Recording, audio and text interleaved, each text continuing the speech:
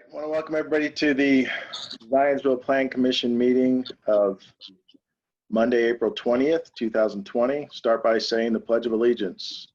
And I please pledge allegiance to the United States of America, to the republic for which it stands, one nation, under God, indivisible, liberty, and justice for all. Thinking is not all the best. So, all right. Wayne, would you like to take attendance, please? Certainly. Mr. Papa. Present. Mr. Fedor. Present. Ms. Walker. Present. Ms. Grabanowski. Present. Mr. Franz. Present. Mr. Lewis. Mr. Jones. present. So we have a quorum, that's 6 people. Any matter would need a vote of at least 4 for it to pass or be denied. In your packet, there was a set of meetings from the February 18th, 2020 Plan Commission meeting. I understand that Commissioner Papa provided some corrections to those minutes. Aside from what he provided, is there anything else that needs to be noted or changed? If there are none, is there a motion to approve the minutes? I think Mr. Lewis sent some corrections today. They're very minor. Okay, all right, thank you. All right, aside from those, if there's no any other comments, may someone, is there a motion to approve? So moved. Move. Second. All in favor signify by aye. Aye. Opposed by nay. Motion carried 6-0. Minutes are approved. Before we get started, I want to make a comment. I'm extremely disappointed in some of the accusations being made by remonstrators to the Windhaven petition. I'm not addressing this to people who are attempting to work with the petitioner to better understand the request, but I'm addressing it to those of you who think we're using the COVID-19 situation to slip something by the public. Not only are your accusations intentionally inflammatory, they are inexcusable as they wrongfully call into question the integrity of the employees of the Zionsville Planning Department. They have a job to do, and they do it well with integrity, and appropriate disclosure is required by the law. To be honest, I'm embarrassed for you. The simple fact is time does not stand still during this crisis. The planning process must continue, and it has been determined that virtual meetings are the appropriate way to proceed until further notice. I want to state that I have no doubt that the planning department will require all petitioners to meet the requirements under the laws of Indiana and the ordinance of Zionsville. If the May meeting is virtual and the petitioners are ready, we will open the public hearing on both zone change ordinances. With that, we have 2 motions for continuance. Docket number 2020-08Z Prologis. Petition for zone map change to rezone approximately 75.98 acres from the rural AG agriculture zoning district to the rural I-1 industrial zoning district. Dave? Yes. Before we jump in, that was a great segue when you mentioned about the public. I mean, certainly all members of the public have the right to attend this meeting and dial in as they've been able to do through the electronic communication. Are there any members of the public that would like their attendance logged as a part of the public hearing process, public meeting process here now? If so, please raise your hand. And if Roger, if you could read off their names, if I don't see them. I see Ms. Salonis has raised her hand, George Gregoline, Matt Price.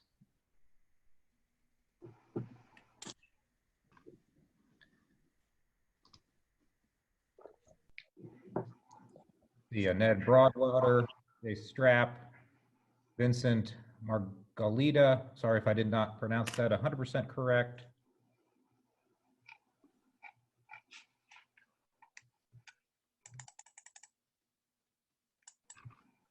I think that covers every party that has raised their hand. Certainly appreciate the pause here to note these for the public record. Dave, I think you're ready to continue. Thank you. Thanks, Wayne. As I said, we've got the request for continuance on Prologis. Is there any discussion or is there a motion to continue the matter to the May, what is the date? 18. May 18. meeting. And Dave, just to jump in, sorry, we'll want to do a roll call vote, and I'll be happy to administer that for each and every. Okay. All right. Is there a motion to continue? So moved. So moved. Is there a second? Second. All right. Wayne, roll call, please. Jeff Papa, Yes. Aye. Mr. Fedor, Aye. Ms. Walker, Aye. Ms. Grabanowski, Aye. Mr. Franz, Aye. Mr. Lewis, Aye. Mr. Jones. Aye. Motion carries 7-0. Matters continued to the May 18th meeting. We have a request for continuance from docket number 2020-10Z, Windhaven, 8175 and 8775 West Oak Street. Petition for zone map change to rezone approximately 24.283 acres from the rural R1 residential zoning district to the PUD planned unit development zoning district. Is there any discussion, or if not, will someone make a motion to continue? So moved. Second. Second. All in favor? Wayne, please take the roll. Sorry. Certainly. Mr. Fedor, Aye. Ms. Walker, Aye. Ms. Grabanowski, Aye. Mr. Franz, Aye. Mr. Lewis, Aye. Mr. Jones, Aye. Mr. Papa. Aye. And motion carries 7-0, so it's continued to the May 18th meeting. Next is continued business, docket number 2020-04CA, Appaloosa Crossing, 10901 East 300 South. A petition for commitment amendment of 57.53 plus or minus acres to amend the location of a water feature along US 421 from the midpoint of the overall development frontage to the southern portion of the frontage along US 421. Should we handle, do you think we should handle them all together, or do you want to handle that one first and then go on to the next two? Any thought from any of the planning commissioners on that one?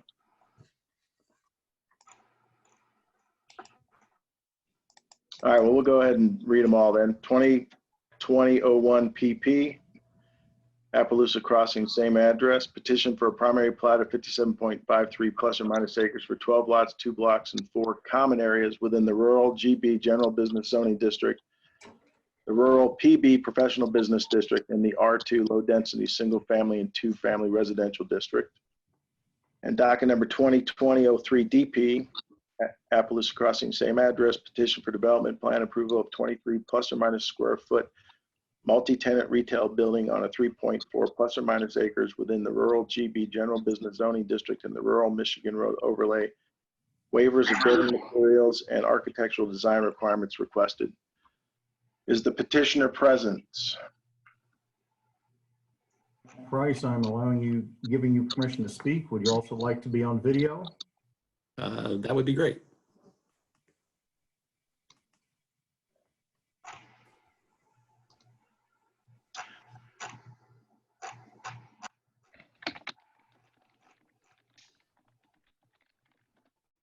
All right, Matt, go ahead. Very good. Thank you, Mr. President, members of the commission. First off, I wanted to say thank you to each of you, and in particular to the staff of the town, because they have worked very diligently through this situation and have really gone to great lengths to make sure that business continued. Can you hear me okay? Yes. Yeah. Yeah. Okay. So I'll dispense with the windup and get to the pitch.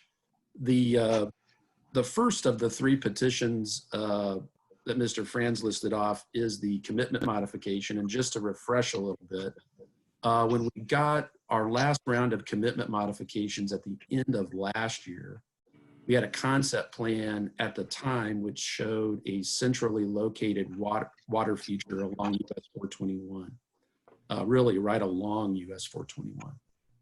And what we're proposing to accomplish through this commitment modification is to relocate that water feature to the very southern portion of the property. And so it does a couple of things. One, it provides some additional buffering with the Bridlewood subdivision to the south.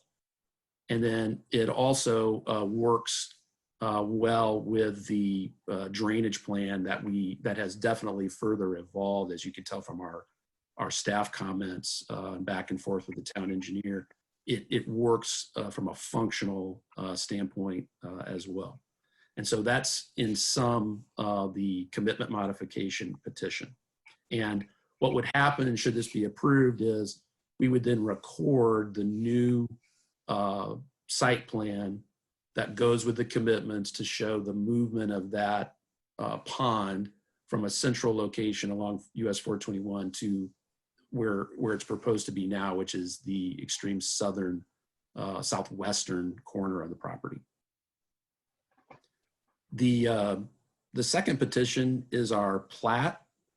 And what this does, as you can tell from the materials that have been submitted, is allows us to split the parcels into 12 distinct outlots into 2 blocks and 4 common areas. And so initially what you see is the perimeter outlots along County Road 300 South and US 421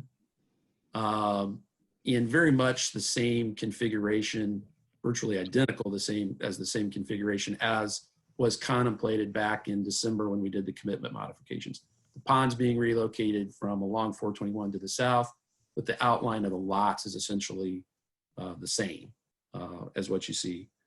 You may recall, although it feels like a minor lifetime ago when we last discussed this together, we had several engineering comments relating to the plat, which we have addressed. They dealt in part with regard to our drainage plan and providing additional documentation, labeling, clarification with the town engineer. And as I mentioned, we've been working on an ongoing basis to resolve and answering questions relating to drainage, and believe we have done that through today. And then the second part of the comments related primarily to the traffic study. And we provided to the town an updated traffic study, which more closely correlates to our proposed uses.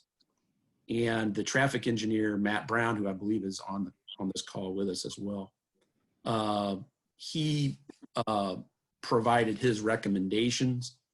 And those recommendations were essentially the same recommendations that were made as part of the original traffic study, but they've been validated through this exercise of updating that traffic impact study. And then the third petition is the development plan. And the development plan is focused primarily on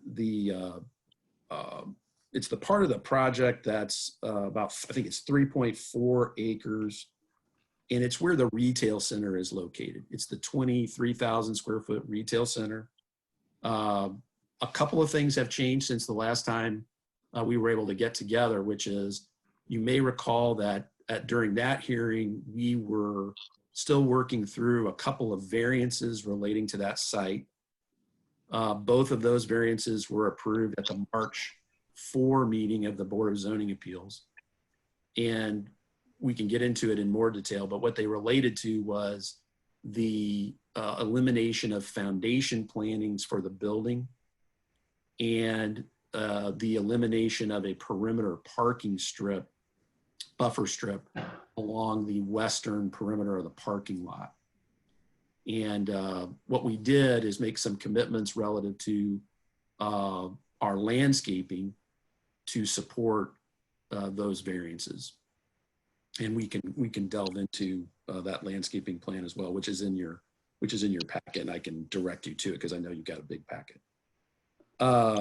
Again, worked through a number of comments with relating to the development plan, including, again, drainage and traffic being the two principal areas of concern during our last round of comments. I think we've got that in a very good shape now.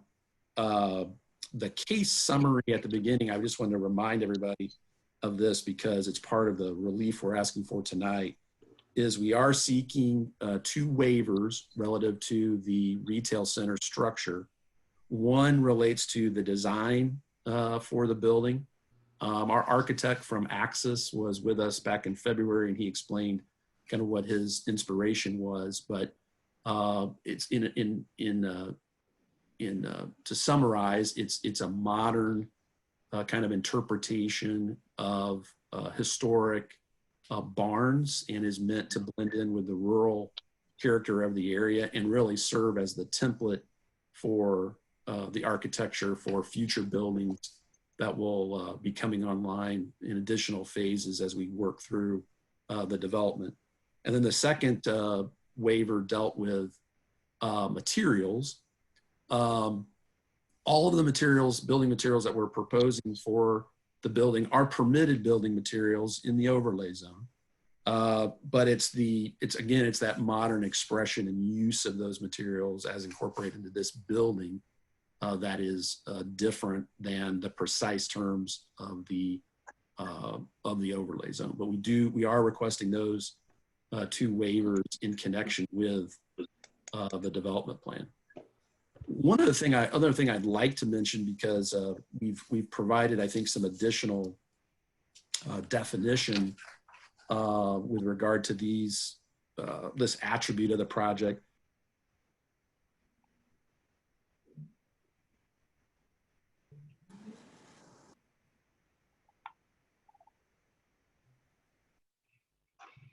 Matt, you're muted.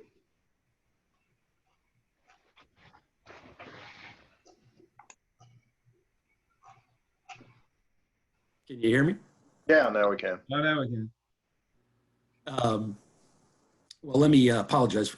Something happened there with my screen, but in any event, with regard to connectivity, and this may not be particularly helpful to you, but it's on page 350 of your packet. So if you can just flip to that real quick.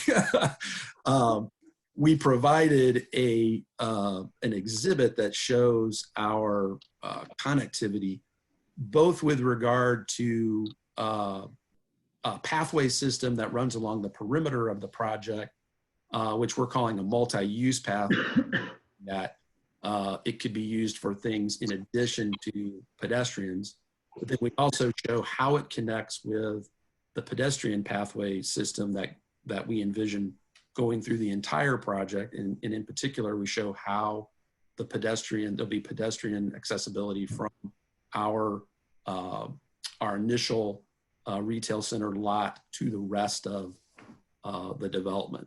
And I know that was a concern, easy for us to say when we were at the February 18th meeting, but we wanted to show in a more illustrative way, how that connectivity would actually work as the projects unfold. I'll close just with a couple of remarks, which just occurred to me, which is that we feel very good about where the project is right now from a marketability and a viability standpoint. We are under contract with multiple users.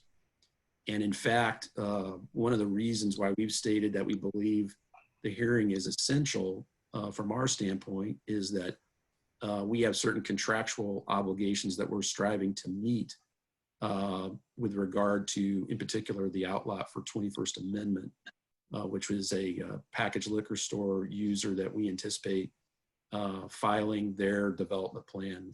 They'll go through a similar review to what the retail center has gone through in the very near term. We also, because the project does include the extension of certain utilities, including, for example, sewer from south to north It also includes essential infrastructure that we're coordinating with the sewer provider at Trico. And as we have been working through the land use issues, we were also contacted by the town's financial advisor. You may recall at various times we have sought some tax increment financing support for various aspects of the project, including the sewer that I just mentioned. And we've continued to work through those financial details with the town as well, and are hopeful that will be on their agenda for next Monday's redevelopment commission meeting.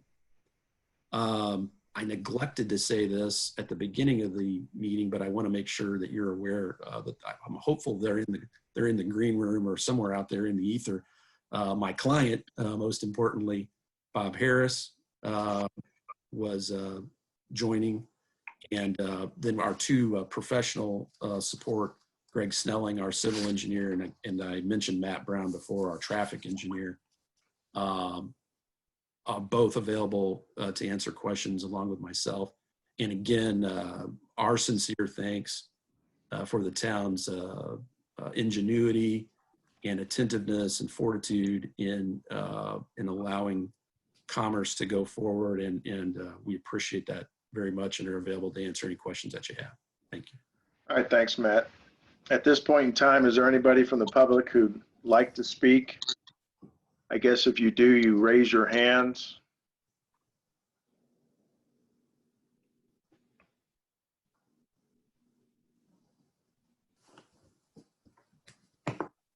Roger, you're on mute. Mr. Franz, I'm not seeing any hands raised. All right. At this point, can I have the staff report, please, Wayne?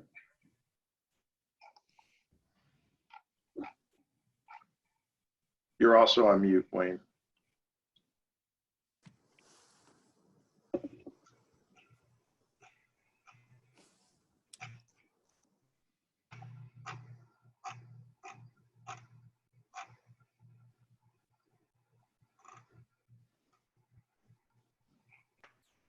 No.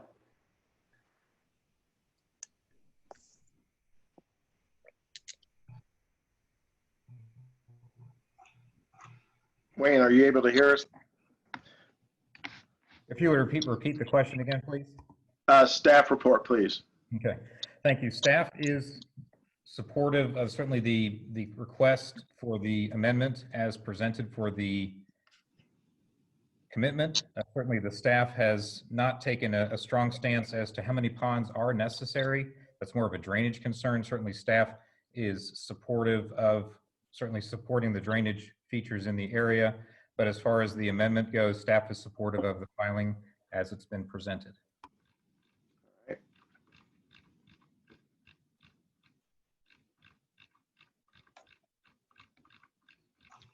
Did you want to go through all three? I'd be happy to do that as well. As it's been covered, the project was supported by the Board of Zoning Appeals with some variances related to the landscaping and setbacks. Both of those variance requests were supported by the board, certainly supported by the staff, as augmented and prepared by the petitioner. Specific to the development plan for the project, staff recognizes the strong work the petitioner has gone through related to developing the site plan and certainly meeting the expectations of the town. As the Plan Commission recalls, there have been several iterations of this development that you have seen, and certainly this petition has been continued several times.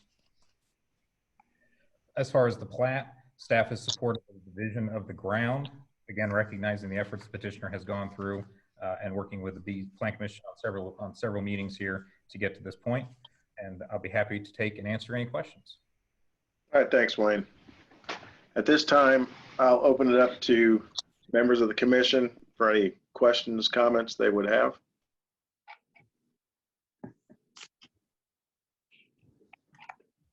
Sure, I've got two. First one regards the water feature or the moving of the moving of whatever that is down to the south end. Our parcel of the overlay district is to provide some architectural features, integrity, and details to the Michigan Road facade, or however you want to call it, the treatment. My concern is, as much as what is being moved down to the south is cost no different than just another detention pond. I'm glad you provided more detail with this packet, as it gives us an opportunity to go through it. I'd just like my other commission members to be aware of, you're looking at that blue, what appears to be, what the exhibit, the blue on the exhibit appears to be edge of water. I think it's actually the 100-year maximum retention level, and that the true level is about 5 feet below that. If you sort of take a minute to trace down the connection of all the drainage, once again, this isn't really a water feature. It is going to be a series of linked detention ponds. And once again, my concern is it's just more, detail being stripped out of the overlay district is creating, which I don't think is quite as an appealing project. It's my same statement over and over again. What is being said sounds nice. In the details, ponds comes to is just a series of linked detention ponds. We've gone round and round about item number 2, the building variances, and I think everybody's in approval of that with the architectural details and some of the changes we've made there. My third issue, I see 2 blocks on the drawings. They use the phrase mixed use, but as I'm scaling through here, I'm trying to find out where are the commitments to it being mixed use. Mixed use to me is a combination of retail, dense, a little more architecturally interesting. It's the same issue. We see something presented saying it's going to be mixed use. We don't find any hard commitments. Same thing as the water feature. There's no hard commitments as to what that thing's going to look like. But we do know from looking through the details, it will be a detention pond. Matt, would you like to respond?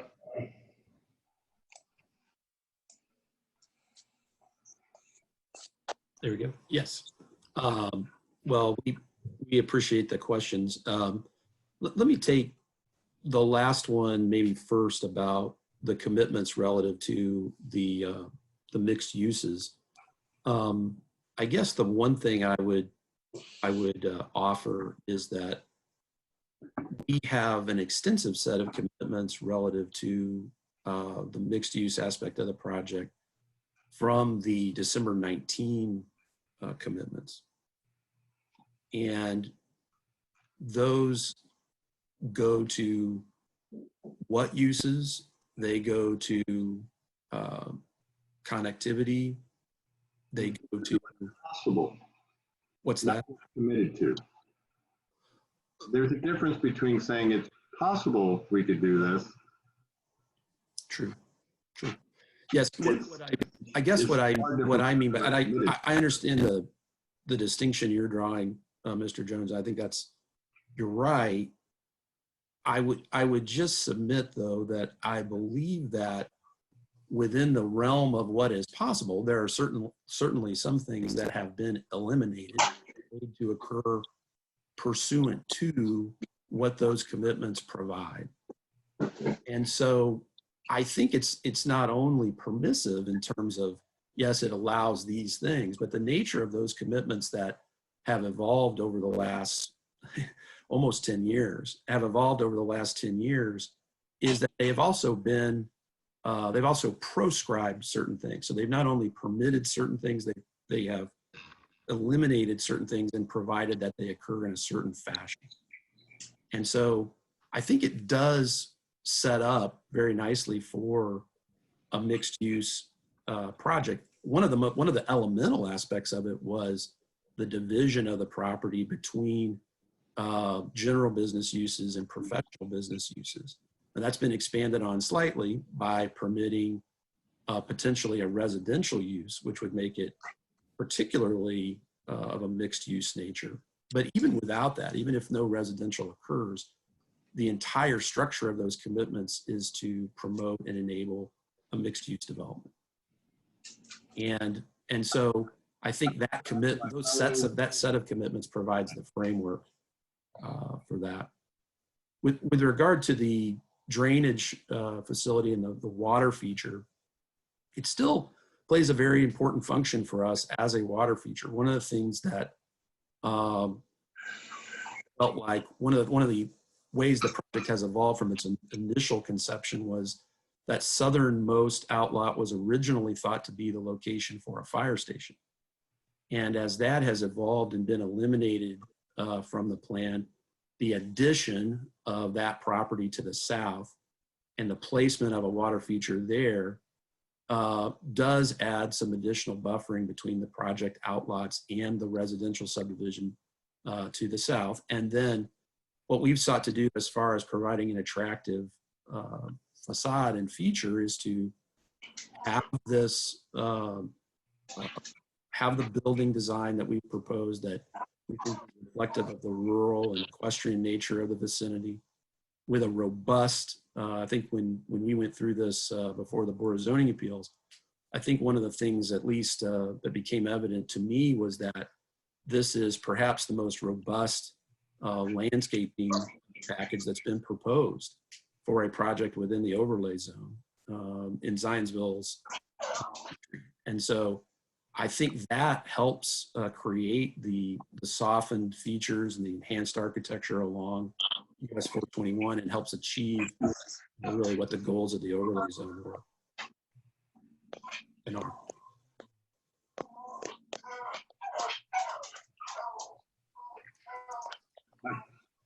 Well, once again, you know, there's no commitment to being anything other than detention pond, which is my core concern. It's no different than what's sitting out in front of the village pantry down there at 106th in Michigan. It's not, we keep backing away from the details that make things a little different. Yes, you've committed a lot to the one single building, but we're talking about, at this point, not so much that building, but the overall development. It's my same thing I'm going to say about, you know, yes, it says mixed use, there's opportunities to do, but when we went through the farm project and they said they wanted to do mixed use, we knew block by block what to expect, and still they had, you know, the ability to have some sort of variance. Here, we don't have that same level of commitment. We have words and phrases on the one hand, and we have documents on the other, and in the end, the document will rule as to what happens. So, and that's what I'm seeing all the words and phrases for a very nice mixed-use water feature, architecturally significant project, but in the details, there's no commitment to actually have to do that, and that's my concern. And it's the same concern of coming back.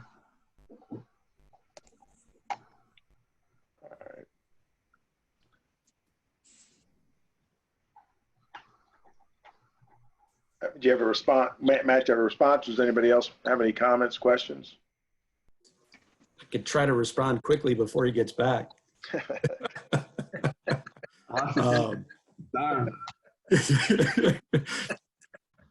You're too quick, Larry. Not that good.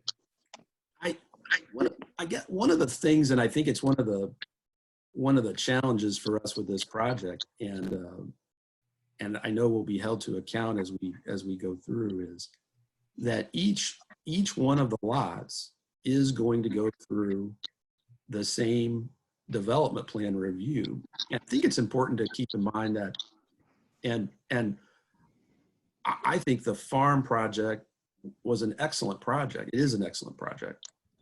And there's no question that they made some very definitive commitments. But part of the reason that they did that at the stage that they did was because they were seeking relief in the form of a rezoning that where they needed to be able to do that as at the outset of their project rather than at a later stage through the development plan process, because they were seeking a project that needed to be shown to be consistent, for example, with the comprehensive plan, with the needs of the neighbors. And so I think there is a distinction there. When we come back in to develop future lots, we will be held to account the same way we have been on the retail center lot, where I think it's fair to say that the design of that building, the architecture, the landscaping treatments are all very robust and compare very, very favorably with anything you see built in the overlay, or frankly, anything proposed to be built in the overlay. And so I think we stand up that challenge. And if we don't, I'm confident the Plan Commission will hold us to those standards. But don't the blocks A and B or 1 and 2 fall outside of the overlay district? They do. They do. The blocks do, but keep in mind that they're not held to the standard. Then the reason, part and parcel of the reason the current building that we've approved has come before is because you've asked for variances from the overlay district and for some other changes with setback to better. Wayne, stop me if I'm wrong, but once these 2 blocks are approved as part of this plan, as long as they conform to what has been approved, they don't have to come back in front of us. Is that correct? I don't mean to interrupt, Wayne. Go ahead. Go ahead, Wayne. Correct. The Wayne's down there. project is built as it's been approved. It does not have to come back to the Plan Commission. That is correct. Yeah, for the, just to clarify, maybe for the individual lot that the retail center is on, for the other lots that are along Michigan Road and within the overlay, each one of those lots, and I guess why I was focusing on it primarily is because some of the comments were being directed towards our pond on the southern end. Each one of the lots, though, that are within the overlay zone will need to come forward for a development plan. And for that matter, any development further east between Willow Glen and those outlots will similarly need to come before the Plan Commission for development plan review. And so to shed a little color on that, you know, we've been in discussion already with the residents of Glen about what they would like to see as far as buffering treatments, connectivity, perhaps even off-site improvements that are help funded by this TIF, if it go forward. And so all of those things are in the works, and the Plan Commission will have a very, very significant voice in assuring that those plans are done in accordance with the town's ordinance. And I might also add, any project, including, for example, the farm, my recollection of the farm, for example, is that notwithstanding the detail that they provided during the zoning phase, they nevertheless arrived with a development plan, which the Plan Commission at that time took issue with and held them to account for what was shown under their zoning ordinance. And so I think what that illustrates, I don't mean to criticize the farm or the development there, but what I think it illustrates is that the Zionsville Plan Commission is a powerful mechanism for placing a check on future development components or phases of this project. And they almost certainly will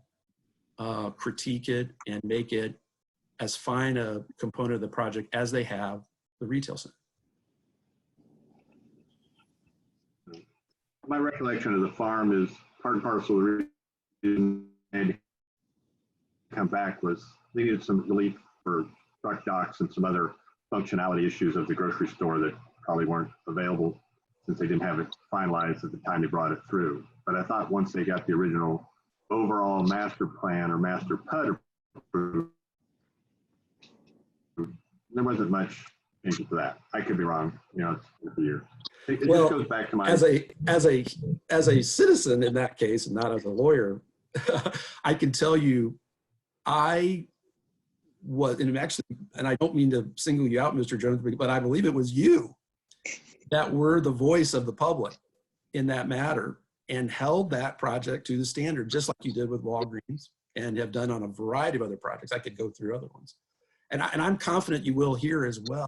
And that's why I hear what you're saying, but I think to some extent, the process is in place to hold us to account. And we look forward to coming back, hopefully sooner rather than later, and hopefully in person with the future phases of this project. I wish I could say more. There are many things that are in the works. I've mentioned a couple, but there are hopefully things we're going to be in front of you with in the very near term.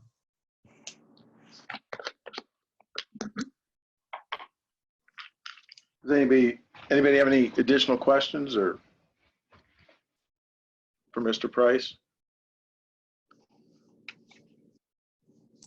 One of the engineering comments had a note about making sure that the right-of-way that was being dedicated for the trail in the front was, and there was something about an easement too, and making sure that those are, does that create any kind of problem? Or are you guys going to address that comment?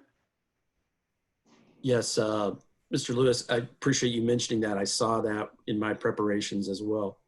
I believe that is a dated comment. We have accounted for that in the project, and it poses no difficulty as far as meeting the town's requirements and fully contemplated within our plans as well. And I don't know if Mr. Snelling, perhaps he could raise his hand if he wants to say something further about that point, or if that answers your question, Mr. Lewis. No, that answers my question. And I mean, the only other one I have, and I'm sure this has been looked at, but looking at all this stuff online, it's hard to make sure all the comments are addressed, but we are leaving adequate right-of-way both on 421 and 146th Street for accommodating the expansion of those roads as it takes place. Because I noticed they are clearing right up to the Boone-Hamilton line to keep expanding 146th Street right now. Yeah, that was one of my field trips the other day, was walking along the north side of 146th Street just to investigate that area myself to see what they were doing. But yes, the project does fully contemplate the additional traffic lanes for 146th Street, as required by the Zionsville transportation plan for this leg of 146th Street. Okay, thanks. Yep. I had a quick question for Matt, just clarifying. So I'm glad Mr. Jones brought up that question about the water feature, whether it's just a detention pond or something else, but is there any change in the nature of that based on just moving it? And are we just in the same situation in a different location, or am I misunderstanding it?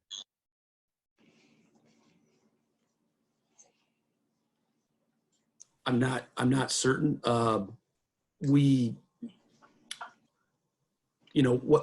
One of the things that just to kind of frame the issue maybe a little bit as far as the nature of the relief is that the commitment requires a water feature, as currently drafted, requires a water feature along US 421.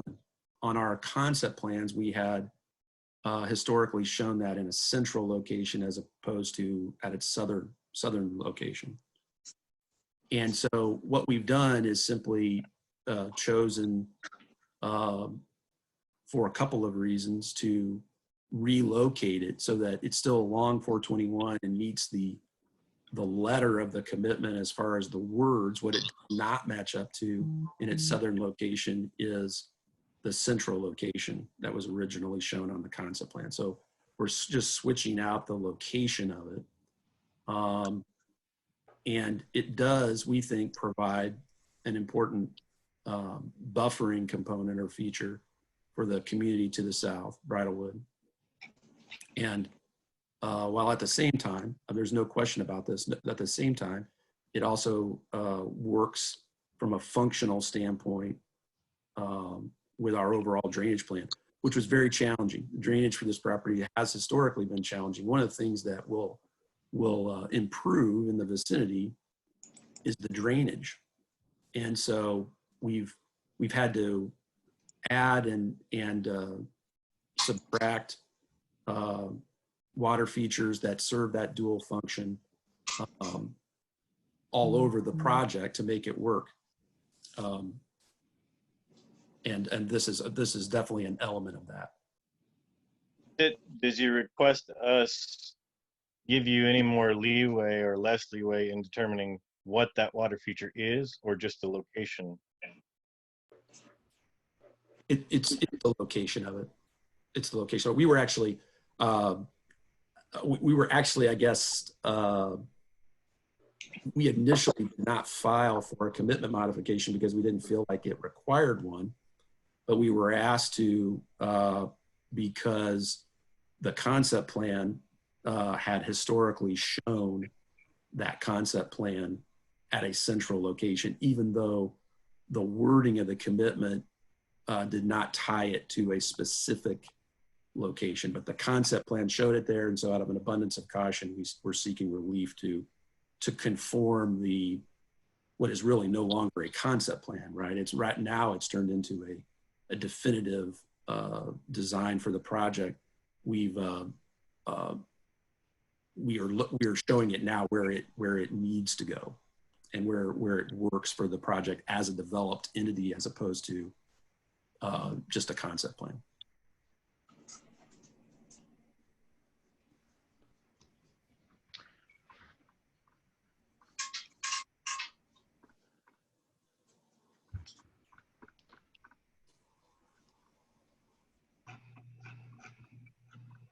Matt, you state that it's a nice break to the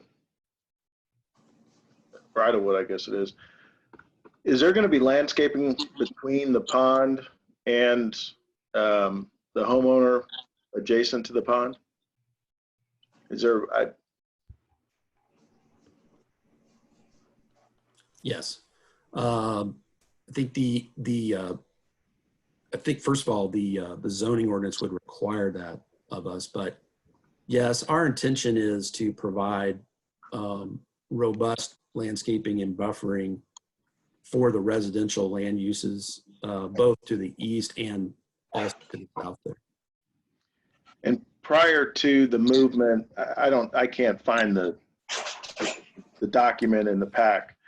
So prior to the proposed change in the water feature, was that going to be a building or a lot that was just going to be backed up to the Bridlewood?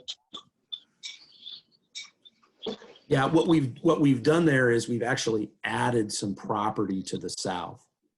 So the sequence that you see now from the southern entrance, I apologize, I'm trying to find where in your packet that is.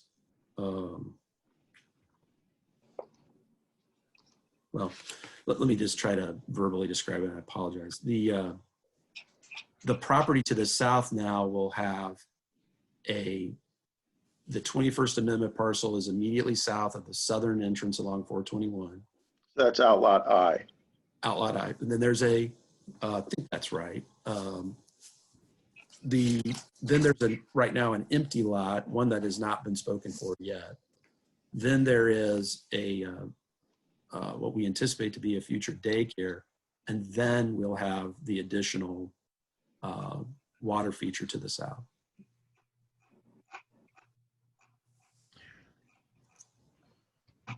Does the Michigan overlay, it requires a water feature? Does it state anything about location of the water feature? No, the overlay does not require the water feature. It was a commitment that was made when the property was originally rezoned back in 2008. And we just had not changed that when we went through our modifications back at the end of last year. And as Mr. Harris was texting me just a minute ago, one of the things that as you as we've drilled down and worked with the ground as we find it, including the contours for the property itself, it just set up better to have that water feature located at the south end of the project. It conveniently and appropriately, I think, provides a nice buffer for that neighbor to the south, but it also has a functional place within the development and allows us to, allows us to have a drainage plan that addresses when you drive by it, it's a cornfield over the last few years, but there's a complex drainage situation there, both with regard to the properties to the south, Bridlewood, and the properties to the east. We've met with the property owner to the north, Mr. Rabb, Jim Rabb. Many property owners are looking forward to seeing us have improved drainage to address their existing conditions. And so we've been consulting with really all of them to arrive at this plan that works for them and works for the town's drainage ordinance, and then, hopefully still provides an important buffering function as well. So we've been able to incorporate it into our plans in a way that, departs from the original commitment made several years ago, only slightly. So you guys just acquired this land? Is that how it worked? Yeah, yes, Mr. Harris acquired additional property, and that's helped make the current configuration possible.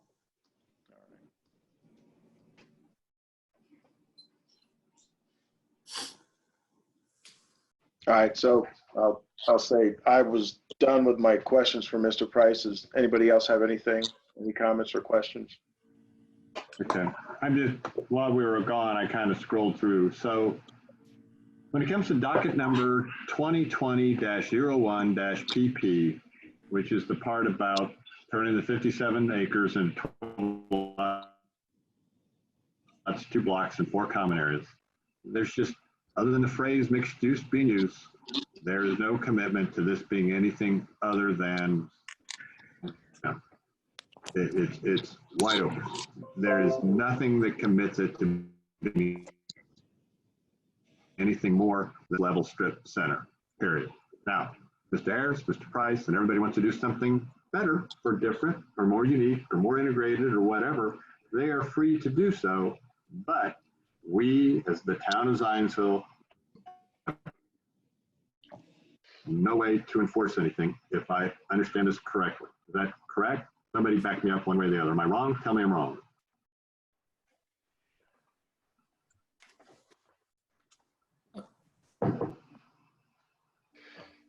Yeah, what makes it, I'm not going to tell you you're wrong.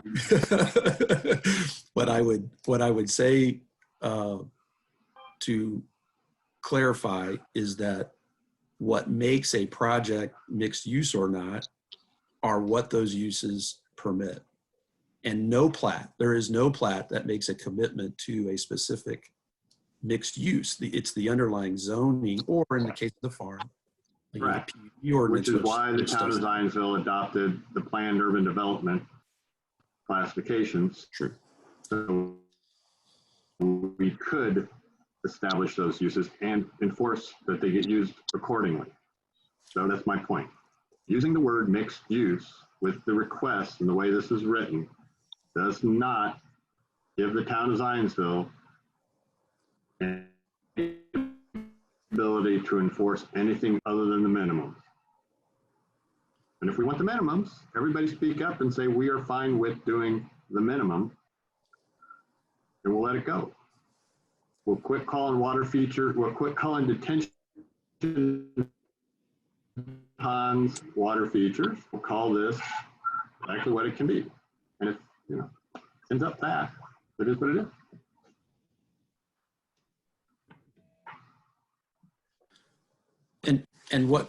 And keep in mind what I think you're right as a general matter, Mr. Jones, about PUDs. I've never been a person to argue against the effective use of a PUD.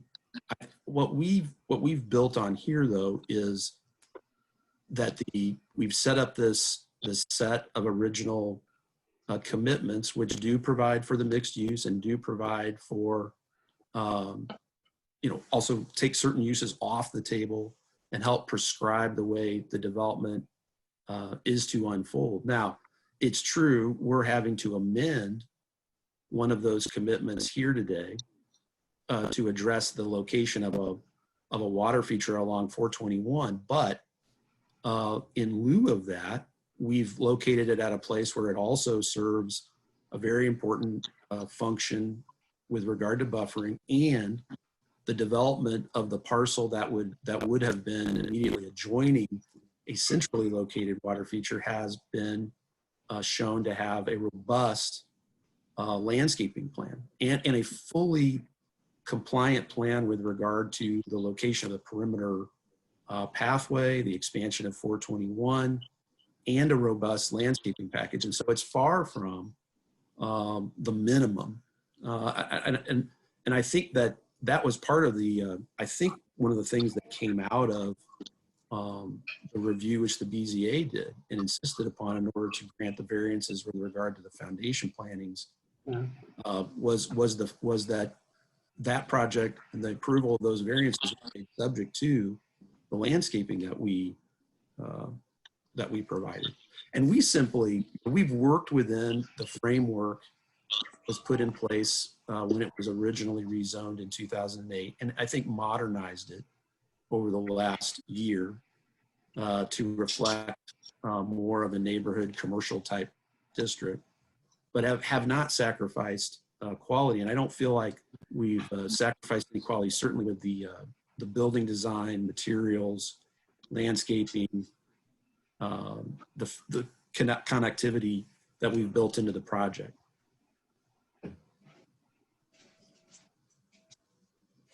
Whereas a PUD, while it might establish new or perhaps similar standards or new standards, it would be starting over. And I think that was not what our chosen pathway was to not completely start over from scratch, but to modernize the commitments, which was done even just within the last several months.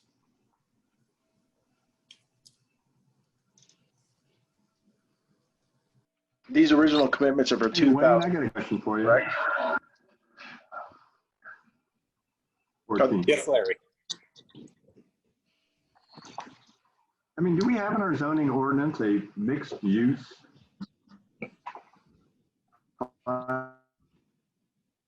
classification? The best we have are some of the rural classifications for PB. They allow for residential and commercial, but those are in your rural, and that would be the PB.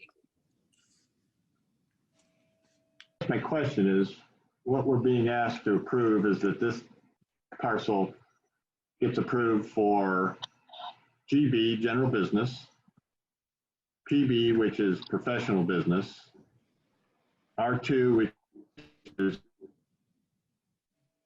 low density and 2-family residential, and Michigan Road overlay. So if they actually wanted to do a mixed use building with some sort of residential over retail, it wouldn't be permitted by what we're approving. That's correct. The classifications, as the commitments limit those, would make that challenging without future zoning relief.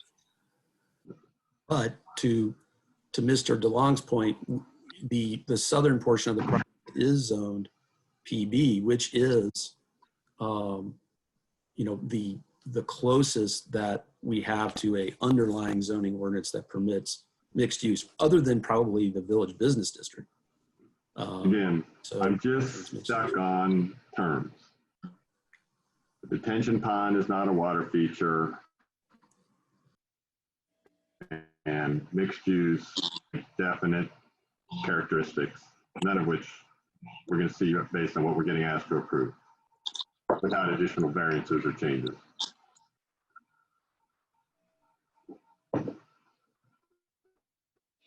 Well, we're only being asked to approve the water feature. move. I mean, everything else is already in place. Is that? The commitments are from 2008, Matt? Yeah, the original commitments and which showed it's evolved. I don't want to create the impression that the water feature has not evolved since 2008. Even in the last iteration that we did last year, it's changed shape. Its precise location has changed a little bit, as shown on the concept plan. But certainly, as you drill down to an actual set of construction plans, the precise use of that water feature along 421 at a central location as opposed to being at a southern location just wasn't feasible. And it's not feasible to locate the water feature there as the engineering actually demonstrated. And in fact, we need that commitment modification in order to carry out the rest of the development, for example, that we're showing on the development plan for the retail center.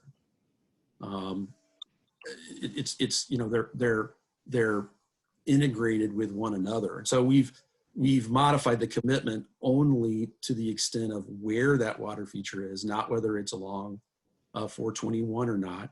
And it is certainly serving a dual function as far as being part of our drainage plan, while also, I think, serving an important aesthetic component of the project.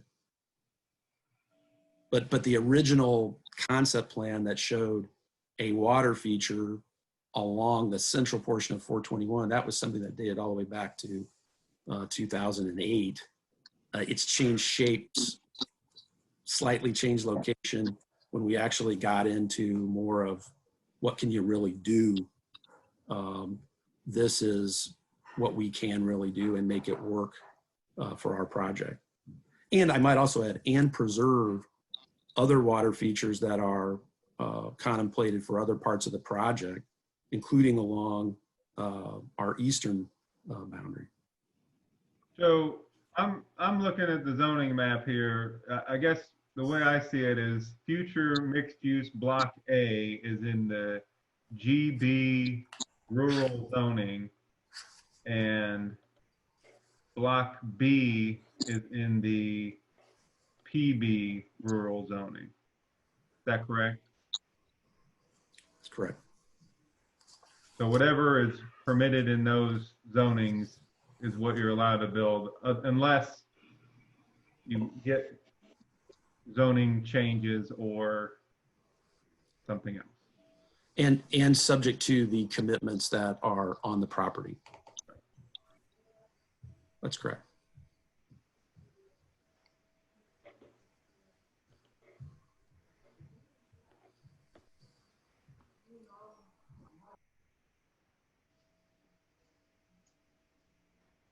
I look at this as something that we've been shown one thing, obviously, to begin with. I look at it this way: if this was presented as you guys are presenting it now, with the water feature at the location where you want to place it, would we have approved it based upon that? I mean, I'm looking at it that way, and I mean, I probably wouldn't have thought twice if that's where the location was.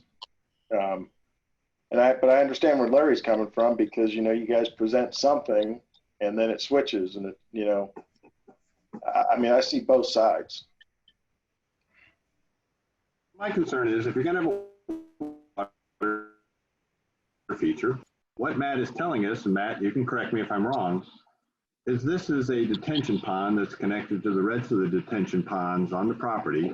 So to get drainage to work, this needs to be part of the detention pond system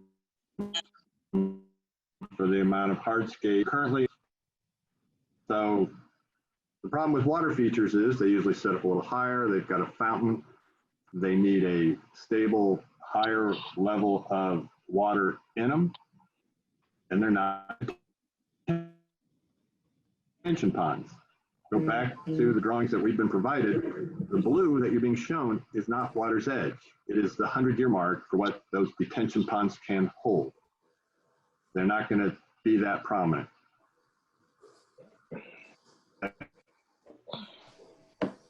Am I incorrect, Matt? Am I looking at the drawings wrong? Am I reading the engineering data wrong? Can you hear me okay? Sure. Okay. The blue shading that you're showing was basically a proof that we were asked to provide with regard to how the pond functioned as part of our drainage system. It's not meant to depict the pond elevation from an purely aesthetic standpoint. And you know what we've done our best to do is to preserve, for the reasons I described earlier, preserve the aesthetic appeal of the front of the project through our architecture and our landscaping, our compliance with the buffering requirements under the overlay zone, while at the same time having a piece of property that is not going to be developed at the southern portion of the property that incorporates a water feature. And so it certainly was not done with the idea of if we could have made this work with a water feature centrally located like that along US 421, we would have come in with that. I think that in our thinking is when we went and actually designed the site, and you're having a civil engineering calculations, which you're seeing there with the where it shows the various functionality of that given certain rainfall events, you're just limited in where you can place those features. And so it was not done with the idea of detracting from the aesthetic component of the project. In fact, I think even it's fair to say that when we went through some of our initial TAC review relative to the commitment modifications, I think there was even some concern at the time about having a feature that included water along the US highway. And so I don't think we were left with the impression that relocating that, particularly if it was made necessary by engineering constraints, would necessarily be a bad thing. And that's why I noted at the beginning that when we first came in with the development plan and the plat, we didn't really believe, and we didn't prepare a filing as such, that this even was a required modification of the commitments. What Mr. Kilmer told us is that because the concept plan showed the water feature being centrally located and how it was being located in a southerly place on the concept plan, we went from a concept plan to an actual plat, that we should go ahead and petition to have the commitment modified because it's in a different location on the plan than what was shown at the concept plan stage as part of the rezoning. And I think where Mr. Franz was going with regard to the landscaping, perhaps to the south of the pond, between the property owner and that pond, we could certainly commit that that when we come in for development plan approval of the southernmost developed lot to be developed, that will include the landscaping features for that pond. We can incorporate that perhaps as a mechanism for assuring the aesthetic quality of the pond.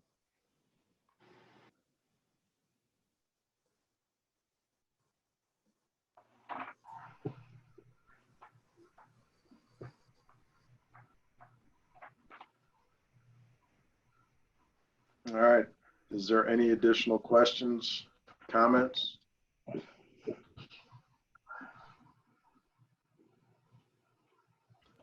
So this would require 3 separate motions.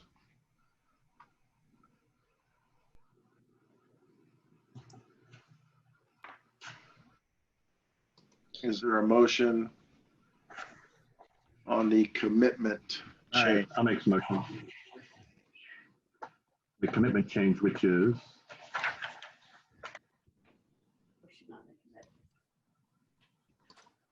sure. Hang on a second, see if I can find what Wayne wrote up. It's 2020-04 CA Appaloosa Cross Integrated Center. Yeah, We didn't need a motion on that, I didn't think.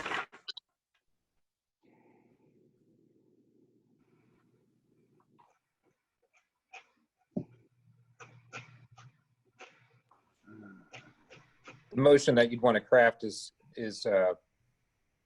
either in favor or opposition to the commitment amendment as it's been presented. you got something you put together in here, haven't you, Wayne? No, he doesn't have it in here. So You didn't? You didn't give us something to read? Now, with the memo format, we did not typically have not included a specific language. Oh, all right. Okay. Then I'll make a motion. I move that docket number 2020-04-CA for a commitment amendment to relocate the water feature along US 421 from the midpoint of the overall development's frontage to the southern portion of the frontage along US 421 be approved as presented. I'll second. all right, Wayne, do you want to take roll call, please? I will do that. Ms. Walker, Aye. Ms. Grabanowski, Aye. Mr. Franz, Aye. Mr. Lewis, Aye. Mr. Jones, Aye. Mr. Papa, Aye. Mr. Fedor. Aye. All right, motion carries 7-0. So you'll update the commitments and have those recorded, I assume? We can do the next one, On to, let's see. 2020-01. So I move the docket number 2020-01-PP petition for primary plat approval of 57.53 acres for 12 lots, 2 blocks, and 4 common areas within the rural TB General Business Zoning District, the rural PP Professional Business District, and the R2 Low Density Single Family and 2 Family Residential District be denied as presented. All right, so this is denied. Is it a motion to deny?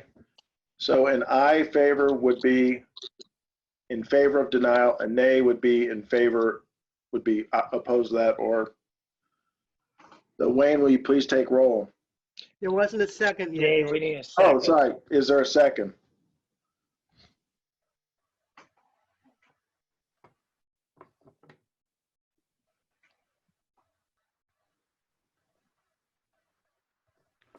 I'll call for a second again. If there's no second, motion dies for lack of a second. Is there another motion on this matter?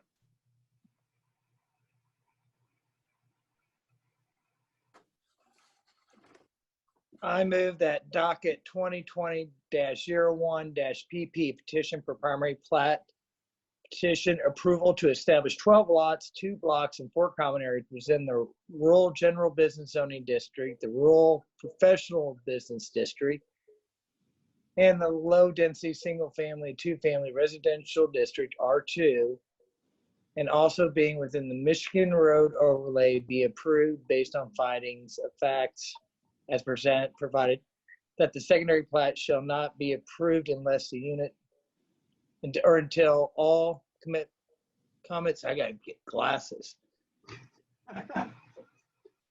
So it's within the town engineer's comments memo, exhibit 5 and 6 are satisfied. Is there a second? Second. Wayne?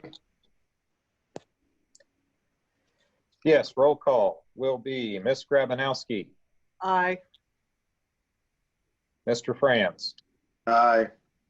Mr. Lewis, Aye. Mr. Jones, Nay. Mr. Papa, He's muted. Jeff Papa, Aye. Mr. Fedor, Aye. Ms. Walker. Aye. All right, motion carries 6-1. Next on the docket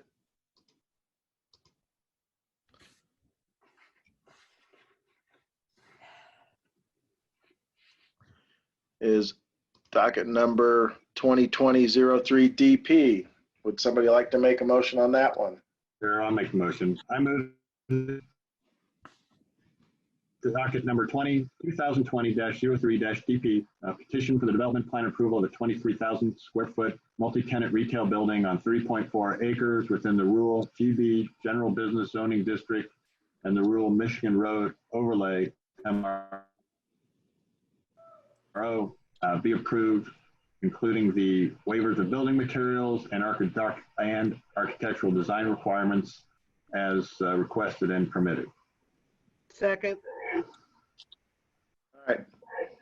Wayne, will you please take roll call? Yes. Starting with Mr. Franz, Aye. Mr. Lewis, Aye. Mr. Jones, Aye. Mr. Papa, Aye. Mr. Fedor, Aye. Ms. Walker, Aye. Ms. Grabanowski. Aye. And motion carries 7-0. Mr. Price, thank you very much.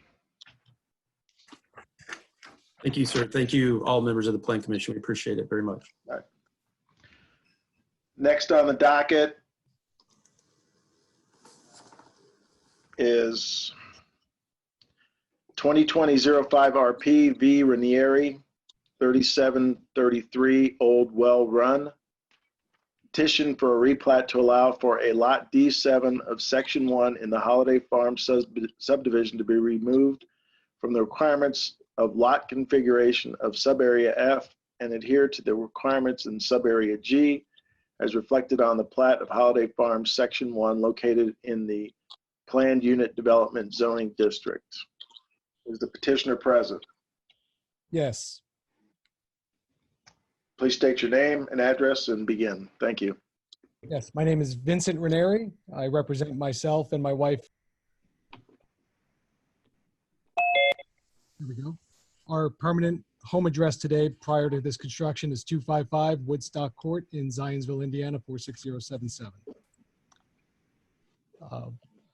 First time doing this, so please bear with me. I appreciate the time and appreciate the flexibility given all that's going on with COVID-19.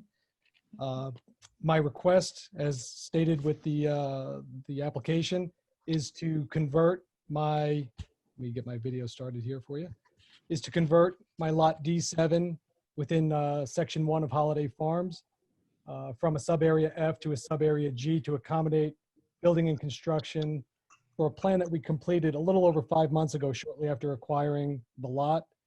My builder, Wedgwood Builders, used the then available CAD/CAM drawings, which were not final, he understood, but we built our construction plans, preliminary construction plans based upon the CAD/CAM drawings, which then were modified slightly based upon the setbacks with the final submitted plats. So as such, I was required to go through the process to submit the replat request. Effectively, in a nutshell, what I'm seeking is to build 5 feet closer to our rear property line than what the current subarea F restriction allows. I should point out that my request to replat in no way changes the lot itself, the dimensions of the lot, in any way, shape, or form.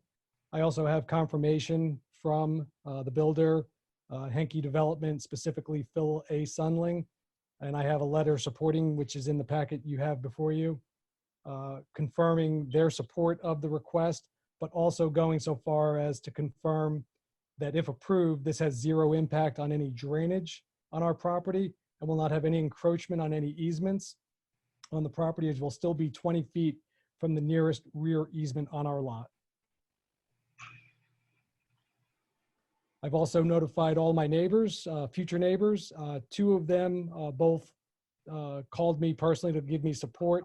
One would have been present had this meeting taken place on March 16th, just to be there and shine a show of support. But I've had no other remonstrators or negative feedback to my request. All right, thank you. Is there anybody from the public who'd like to make a comment on this matter? Mr. France, there are no hands raised. All right, Wayne, may I have the staff report, please? Certainly. Thank you. Thank you, Mr. Krantz. Staff is supportive of the petition as filed. Certainly the setbacks that are requested, ultimately resulting in, as described by the petitioner, while it is a reduction from the district that it's in right now, it is certainly not a deviation from the setbacks that are supported within the development. The requested setback is actually 21 feet as far as for the covered deck that would be constructed on the rear of the residence. Again, that setback does conform to other setbacks within this development. Again, staff is supportive of the petition as filed, and I'd be happy to answer any questions. All right, thank you, Wayne. At this point, is there any questions or comments from any members of the Plan Commission? I was really glad to hear your explanation of why and how, and that it didn't change the lot. So thank you for answering those are my questions. Thank you. You're welcome. Is there anybody else? Once again, do we get into lot coverage problems with this? Cut out a little bit on, I wasn't able to hear if that was a question. Are there any lot coverage issues? Wayne, do you know for? I'm not aware of any being created by this additional 4 feet of home being constructed on this lot.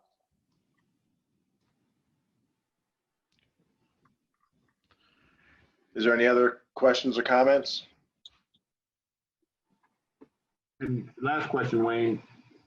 So is this truly a deck or does it have a foundation?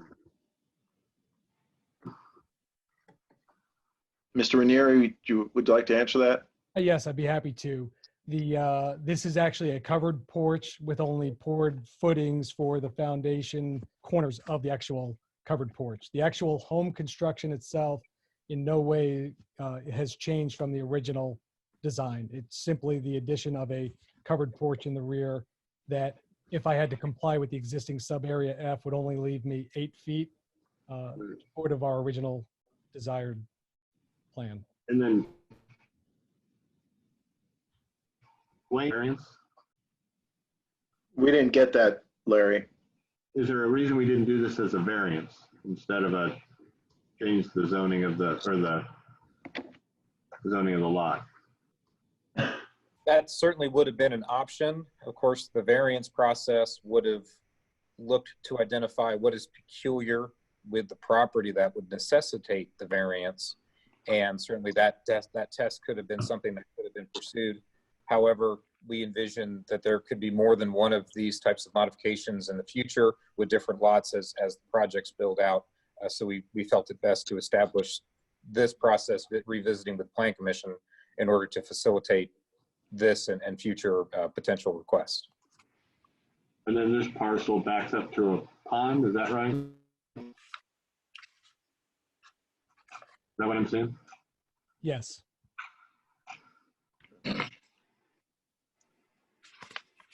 Any other questions, comments? I just want to say something. So the lot depth then was kind of dictated by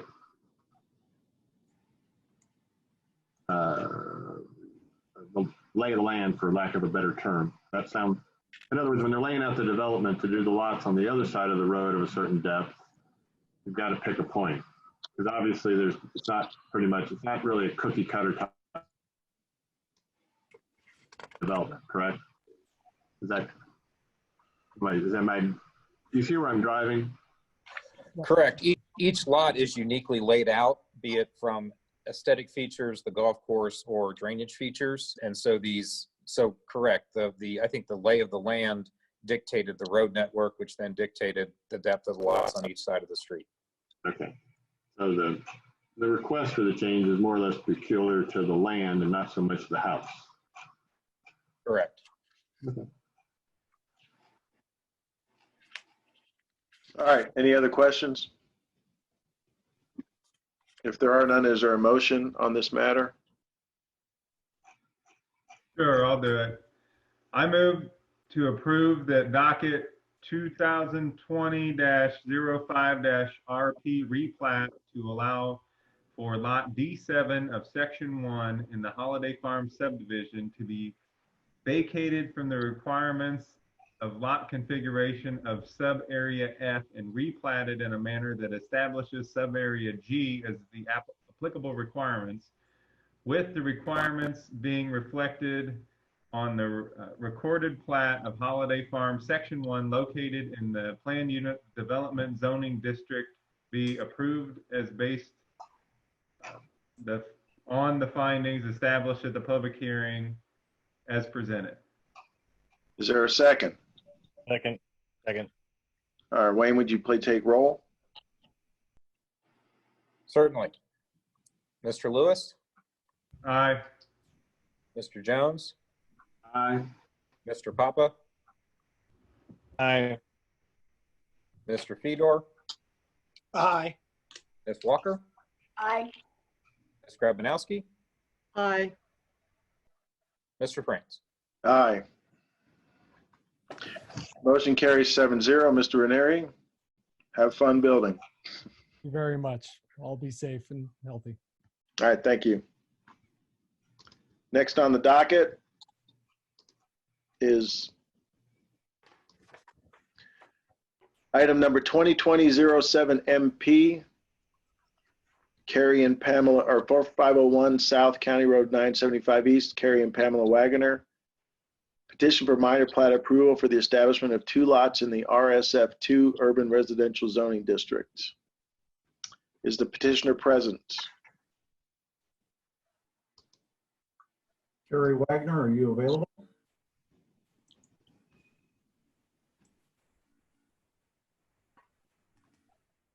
Mr. Gibson, are you available?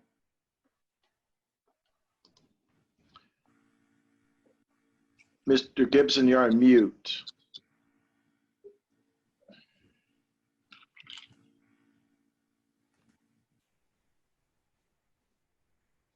We good? Yep, we can hear you now. Please state your name and address. All right, thank you. Good evening. My name is Harold Gibson. You just dropped off.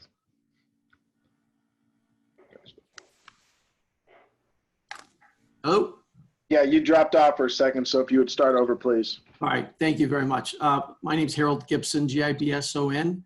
I'm with H. Gibson Land Surveying in Greenfield, Indiana.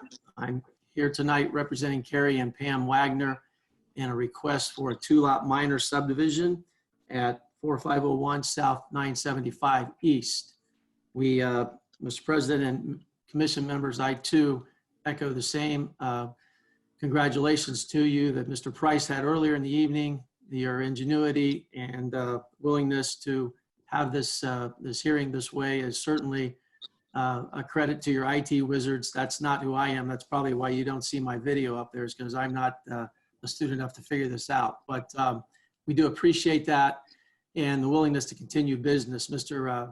Wagner has employees who are in the construction business. He's a home builder. He's been a home builder over 30 years.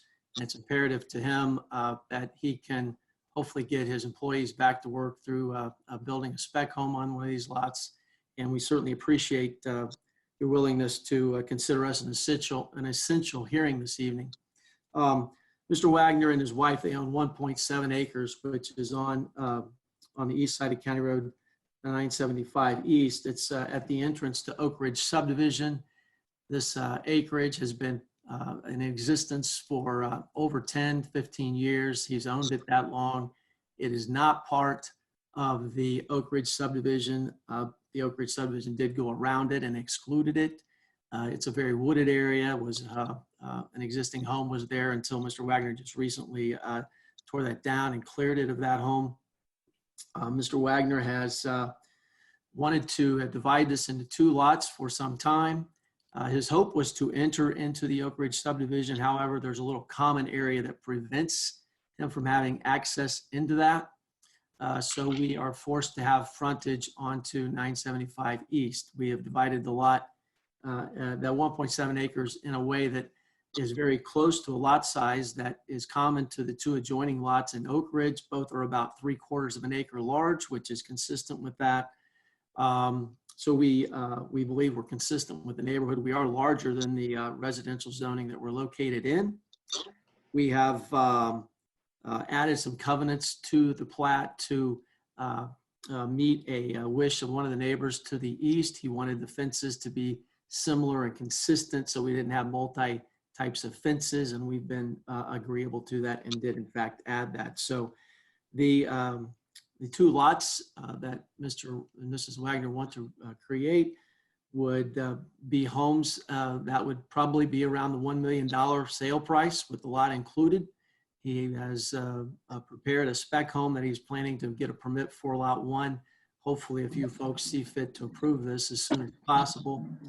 There would be a common entrance due to the location, the proximity to the entrance into Oak Ridge. We would only have a shared entrance on lot number 2 to the south, which then would split off and go to lot 1 to the north. We believe we complied with all the tech comments.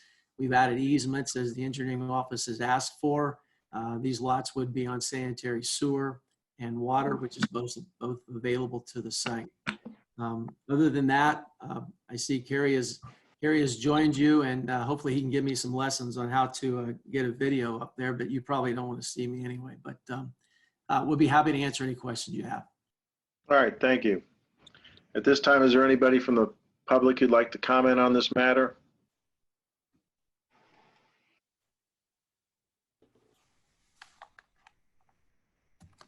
Hands, I'm seeing no hands raised. All right, Wayne, may we have the staff report, please? Certainly, staff is supportive of the petition as it's been filed. We would note that for the record, this is a division of 1 acre, 1 piece of ground into 2 individual lots. Both will access the street frontage from the established roadway 975 East. The developer has requested a 75-foot front yard setback. The original plat showed a 100-foot front yard setback. Staff would not object to that setback. The setbacks would only need to mandated to be matching to your minimum standards of your ordinance. Certainly, staff would be interested to know if members of the public, specifically in Oak Ridge or other neighboring areas, had any interest in a 100-foot setback. But again, as long as the setback meets your minimum standards, it is supportable. Again, staff is supportive of the petition as it's been filed, certainly as it's been amended earlier this week, or late last week, I should say, and I'd be happy to answer any questions. All right, thank you, Wayne. At this point, is there any questions, comments from any of the members of the Plan Commission? I drove by out there yesterday. Is the house that sits behind this property, Carrie, will the houses be in front of that one? Or was I looking at the lot wrong? Kerry, I think that was to you. Or Mr. Gibson, whomever. Were you driving along 975 Yeah, East? I was on 975 and just looking at them from the road, and I couldn't stop very long because there was some traffic and that kind of stuff. So the house that you've seen off through the woods, that would be the first lot in Oak Ridge, and that would be behind these 2 houses. I see. Thank you. That's what I thought, but I wanted to ask anyway. Yeah, good question. Thank you. If I could add, the reason that we changed the building line from 100 to 75 is because the plan that Carrie and Pam have right now has a 3-car garage, and the house plan is so large that we didn't realize how much it was going to impact the rear yard. And we had voluntarily placed the 100-foot building line, and we knew we were much larger than the ordinance. So by shortening it up 25 feet, it gives us a chance to pull that just a little bit closer and have a little more bigger backyard. All right, is there any other questions, comments? And the proposed driveway location is the same as the existing driveway that was to that house that got demolished? It is, yes, sir. And again, the reason there was we thought that that traffic pattern had been established for many, many years. So would we have preferred to maybe had it a little more centrally located? Yes, but since that traffic pattern has already been established for many years, those driving through there would not have to readjust. Any other comments or questions? If there are none, is there a motion on this matter?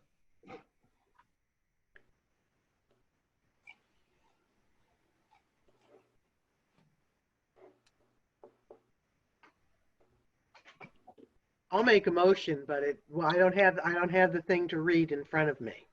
But I move that docket number 2020-07-MP, a minor plat approval for 2 lots in the urban residential district, be approved. Wayne, anything else? Does anything need to be added to that, Wayne? Or our attorney? There's some more verbiage. Well, I don't Did have we get the reduction of the setback? Now, the reduction of the setback, you could certainly mention that the petition to approve the plat as presented, noting the 75-foot front yard setback, that we'd want to have that in the record. what Wayne said. All right, so actually, Mr. Jones modified the motion to include language for the setback. Does the proposer agree to Absolutely, that? I accept that. All right, with the modified amendment or motion, is there a second? Second. All right, Wayne, would you please take roll call? Certainly. Mr. Jones? Aye. Mr. Papa? Aye. Mr. Fedor? Aye. Ms. Walker? Aye. Ms. Grabanowski? Aye. Mr. Franz? Aye. Mr. Lewis? Aye. Motion carries 7-0. Thank you very much. Thank you all very, very much. And I just got a text from Kerry, and he says, unfortunately, his computer is not allowing him to hear anything, or Mrs. Walker, he would have responded to you. So, and I would say hello to Wayne. I don't mean to be rude to you. Wayne was in Greenfield for many years, and disappointing to lose Wayne, but obviously you guys are doing very, very well there with them, and keep up the good work. Thank you very, very much. Thank you. All right. On to the next matter on the docket. New business, 2020-06 DP, Hotel Tango, 10615 Zionsville Road. Petition for development plan approval to allow for repair and model of an existing structure and the addition of approximately 682 square foot smart pergola, and to allow for a waiver of architectural design requirements in the B2 Urban General Business Zoning District. Is the petitioner present? Mr. Lees? Can you all hear me? Yes, we can. Please state your name and address. Joseph Lisi, principal architect with Progress Studio. Our address is 5915 North College Avenue, Indianapolis, Indiana. Thank you, commission members, for hearing this case this evening. Our petition includes the smart pergola as described, which is a, when they call it smart pergola, it's a structure that has adjustable louvers on the roof so that it's tied to the weather. So if it rains, the louvers can close, they can be adjusted in inclement weather. It is self-draining, where the posts also act as downspouts. All the gutters are integral to the system. And as well as proposing removable vinyl panels so that in inclement weather or during the winter, these panels would be fixed in place so that the space can be used throughout the year. And then during nice weather in the late spring, summer, and fall time, the panels can be removed and it would be an open air structure. The other item on the exterior is we would be constructing a wood burning fireplace adjacent to the smart pergola.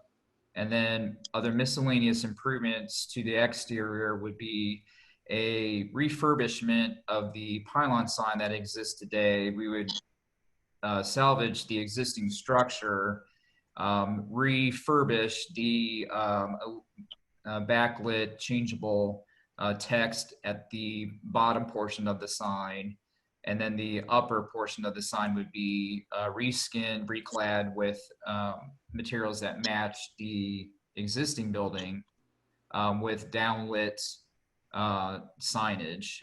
We do not have any other internally illuminated signage anywhere other than that changeable text that we would be refurbishing. So all the signage on the building would be of a downlit nature. The posts that support the existing metal canopy structure are deficient, so we need to replace those posts. And so those posts would be replaced with treated wood that would be skinned with either cement board panel trimmed out so that it would be weather resistant, and the entire building would be repainted, and any materials that are deteriorated or failing would be replaced in kind. The materials existing today consist of a mix of T111 vertical wood oriented siding and some masonry along the west facade.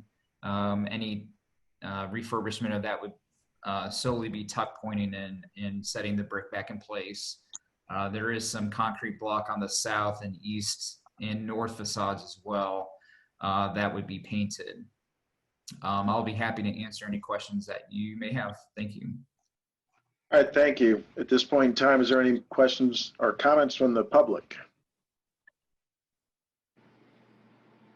Mr. Franz, there are no hands raised. All right, at this point, Wayne, may we have the staff report, please? Certainly. Staff is supportive, again, of the petition as it's been filed. The project itself represents a major change for this particular parcel as it's been utilized for the same land uses for a number of years. The positively canine land use would remain and be a part of the multi-tenant building where Hotel Tango would take over as the major tenant, replacing the now former Village Pizza King. With that in mind, this is an integrated center, which makes it eligible for a pylon sign of an appropriate height and setback. Those components have not been reviewed as part of this project, but certainly as described, sound like something that is conforming. Certainly if there's a need to do things differently, the sign could slide backwards a little bit to pick up a little extra height if that's supported. But we'll work on those details as in the coming days. The project itself, reskinning the building, providing a small addition for a smart pergola area, is all supported by your zoning ordinance. And as modified by the Board of Zoning Appeals, this project did receive a variance for a parking lot, the parking reduction due to its integrated center nature. Again, staff is supportive of the petition as it's been filed, and I'll be happy to answer any questions. All right, thank you, Wayne. At this point in time, is there any questions, comments from any of the members of the Planning Commission?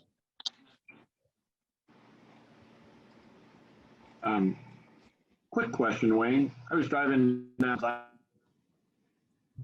and started putting a path or sidewalk along the east side of Zionsville Road going down through there. Because I thought at the BZA meeting we talked about it, we didn't think that was going to happen. Was I looking at the right thing, or? Well, I had believed that the east side of the road was pretty tight with the number of utilities. I know there's been some water line work through that area. certainly Mr. Lisi with his strong knowledge of the site, and what other comment you might have on that? I do not believe, at least at the moment, that there is a sidewalk proposed on the east side of Zionsville Road. On Exhibit 3, the dash lines that you see there are to take the building off of septic and a well system and to convert things into connecting to city sanitary and city water. Certainly, we would entertain if there is a proposed path or sidewalk along the east side or a crosswalk that may be striped across Zionsville Road, that we would somehow stripe the site to accommodate that accessible route. So when this project came before the BZA, one of the items we did talk about was the part. The reason they requested or granted the variance for the lesser amount of parking space needed was basically because they'd improve flow on the property in case emergency vehicles ever need to come and go. The dog care business actually probably enough of the parking space that they'd ever, with the restaurant use, have an issue. And then it might get a little tight if there was ever another office use or retail use that took the other space. Hence the reason we requested that and there wouldn't be another restaurant go in there, because that would probably overstress the parking lot. But, and the point I'm trying to make about the sidewalks and stuff is that, you know, as we connect the village to this area down through there, I think that will further reduce the need for their use of parking. Other than that, these guys have been downtown for a decade. They've got a fine facility down there, and I think they'll be a great addition to the area. Is there any other comments? Questions?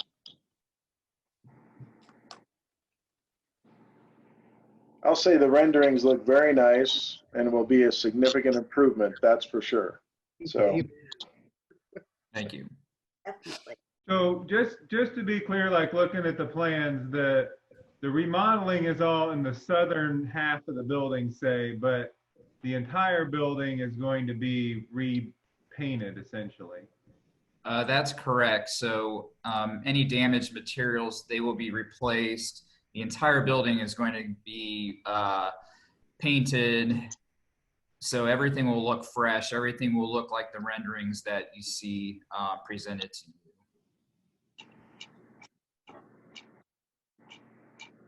unfortunately, these renderings look too familiar right now with no traffic outside of the building. So, all right, with that, is there any other questions or comments? If not, is there a motion? Sure. I move the docket 2020-06 EP, a petition for development plan approval to allow for the repair and remodel of the existing structure and for the addition of an approximately 682 square foot smart pergola, and to allow for the waiver of architectural design requirements in the B2 Urban General Business Zoning District be approved as presented. Is there a second? Second. Second. Wayne, roll call, please. Yes.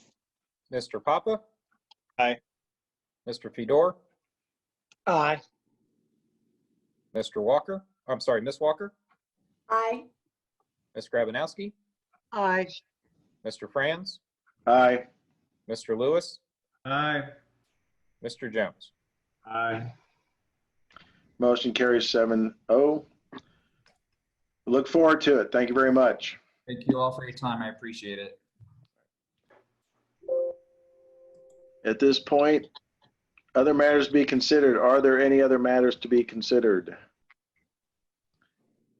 If there are, I do have a question, Wayne. Do you just, rotate the roll call just to keep us on our toes? Got a random order generator. I was wondering the same thing, but wasn't going to ask. Well, certainly for Equally important. Well, certainly for the purposes of the roll call and clarity, certainly doing a rolling roll call is something that I've implemented since day one here. Certainly, as these meetings do get 2 hours long, it does keep things a bit on your toes. I do have two other points for you rather quickly. First, I would think that we would suggest, as we move forward with notice requirements under COVID-19, is the Plan Commission may want to consider favorably, for the short term, waivers of personal notice to allow petitioners to mail notice via first class. What we're hearing is that the mail carrier having to interface with 34 neighbors all at the same time with certified mailings, not the most encouraged practice. We've had no complaints, don't get me wrong. I just think it's something we can be proactive on to correct in the meantime. So with your support, we'll recommend to petitioners to go first class for at least the short term. Isn't there certified mail that doesn't require a signature? There is certified mail. That would just be a white receipt. That'd be another option. That would not require interaction with any additional folks. But then they'd have to go to the post office and get that, wouldn't they? I don't know. It's an extra trip, yes. And personal interaction. I guess I'm okay with first class while this is ongoing. Everybody, and anybody else? I'm good with it. I'm good. I don't see a problem with it right now. Okay, that's fine. We'll duly noted. And certainly my apologies for the previous interruption of the meeting. What I was attempting to do, and I was doing it successfully, was communicating with interested parties and providing the webinar information for dial-in.